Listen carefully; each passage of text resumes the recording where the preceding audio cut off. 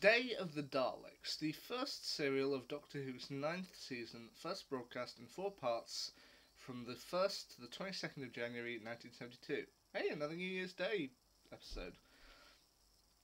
So, there's this politician named Sir Reginald Styles, played by Wilfred Carter, and he's kind of hosting a summit at Audley House in order to try and prevent World War III, just to get everyone kind of on the same side so we can all sit down and be reasonable about it.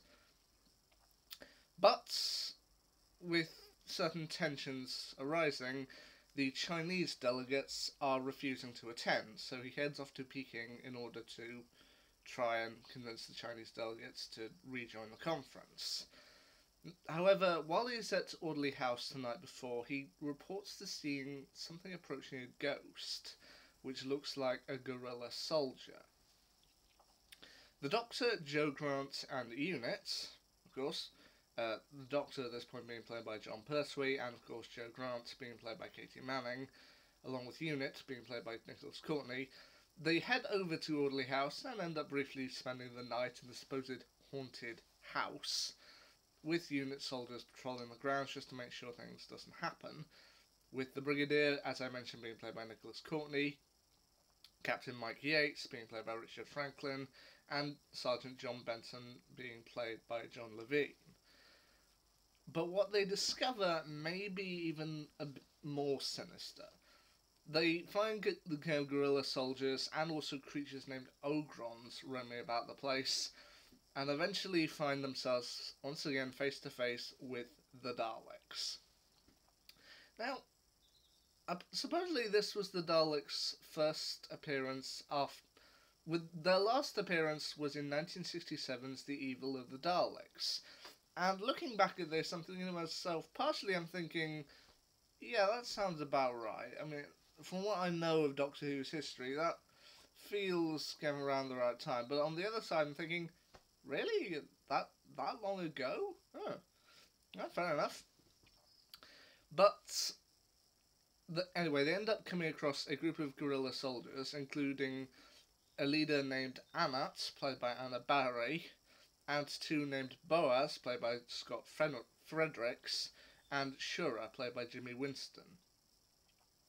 And what they find out is that these guerrilla soldiers are somehow coming through from the 22nd century, using time machines.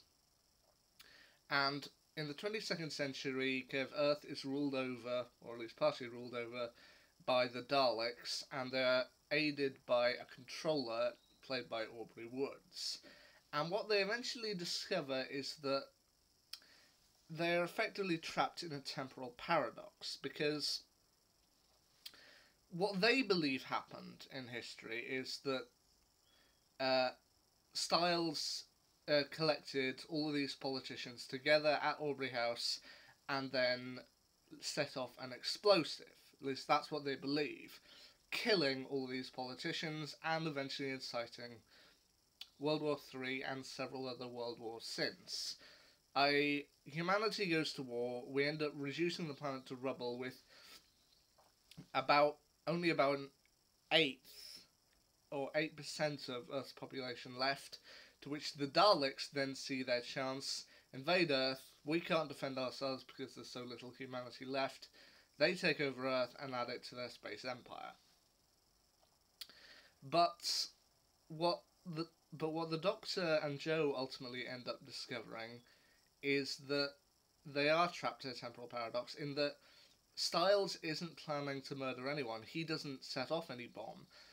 But because the soldiers believe that he did, they are attempting to kill him, or at least get rid of him so that these world wars can't happen. So they end up going back in time and setting off a bomb in order to try and kill Styles, which is the explosion which ends up killing the politicians, which ends up inciting the world wars, and they're basically locked in an ever-ending loop. Okay, it starts and then it just continually loops back on itself. No beginning, no end. So they have to find some other way in order to get things done. Now, eventually, spoiler alert if you don't want to know the ending of this, but Eventually, one of the guerrilla soldiers manages to escape and does, in fact, set up the bomb. But they manage to kind of get back to Aubrey House, convince the politicians and Styles in order to get out of there alive. The Daleks, in turn, are travelling back in time to try and keep the version of history so that they can gain power. But they allow the kind of Daleks and the Ogrons into the house before it's detonated, making sure the Daleks and the Ogrons are destroyed, but the politicians are safe a good distance away from the house. To which the Doctor then turns to Styles and said, well, the house might have been destroyed, but the conference is still intact. It's up to you now. And he goes, I know, Doctor, and I'll work to make it work, because we all know what happens if I don't. And he goes, oh yes, we know, we've seen it. To which I can't help but compare this to arguably what I thought was one of the weaker episodes of Doctor Who's 12th series in 2020, and that was Orphan 55. Now, hear me out on this.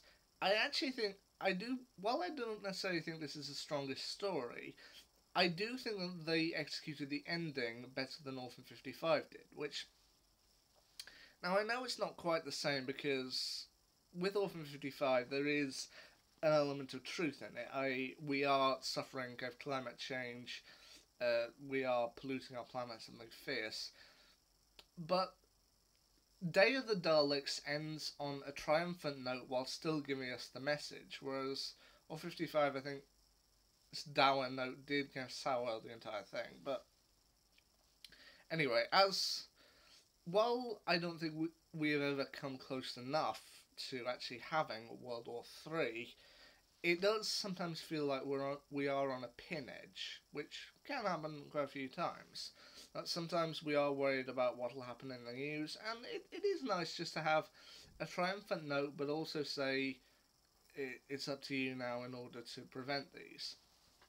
Now, there are some problems with this story. I mean, some of them were mentioned in the box art, and one of them was mentioned by a family member of mine while I was watching this story. Now, the one that's mentioned in the box is that they did have to provide a few tricks to hide the fact that they only actually had 3 Dalek props, which you can see throughout the story in that 2 of them are grey and 1 of them is gold, and they're evidently just using the same ones. The only one where they really had to kind of trick to show there were more were in part 4 when they had the Daleks emerging from the tunnel, to which they had to shoot a set of scenes and then shoot another kind of set with the Daleks coming out just to make it seem like they had more than 3, which sometimes it works, sometimes it doesn't.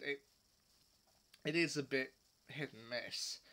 And the other one is when they're transported to the 22nd century, when they're all kind of sitting down discussing things, my family member started giggling like, why are they all sat on the floor on cushions? Like, you imagine the 22nd century, you imagine the future, and think of, they must have thought of doing things far more advanced than any of us could ever think here in the 20th or 21st century, and they're sitting on cushions on the floor. To which, maybe it wasn't in the budget for chairs, but I know, they just found it funny to have the controller, the Doctor, and Joe sitting down on the floor on cushions. I don't know why. I personally thought it wasn't that glaring, but they claimed it was rather funny. But anyway, Day of the Daleks. Now, I don't necessarily think this is the strongest Dalek story. I mean, I know they do have stronger ones later down the line, but at the same time, I think it's fairly harmless.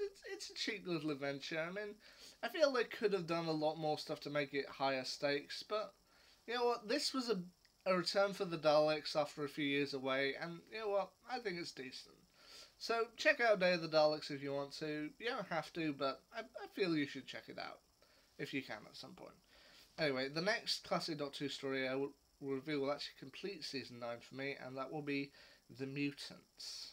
What do I think of that? Well, we'll just have to wait and see. Anyway, until then, see ya.